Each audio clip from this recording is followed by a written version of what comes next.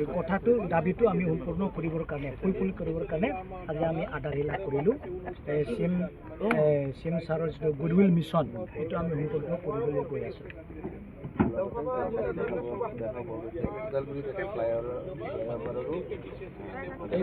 এইটো আমি শুনিছোঁ যে এইবোৰ কাম আগত হোমন বড়ো ডাঙৰীয়াই প্ৰজেক্ট লৈছিল, হয়তো পইচাও আহিছিল কিন্তু তেখেতে ব্যৱহাৰ কৰিব পৰা নাই। কোনোবা মিছনৰ ভিজনৰ একাউণ্ট খুলি ফালে প্ৰাইভেট একাউণ্টত তেখেতে ফালে জমা কৰি ৰাখিছিল।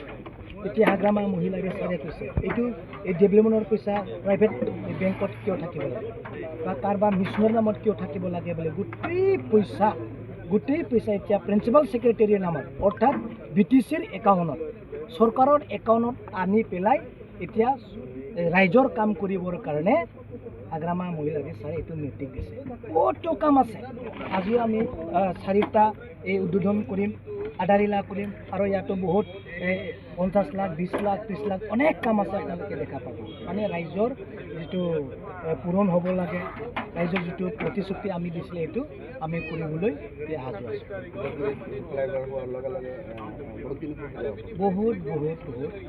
বহুত এক্সিডেণ্টো হয়, কেতিয়াবা ট্ৰেইনৰ লগত মানুহবিলাক অসুবিধা পায়।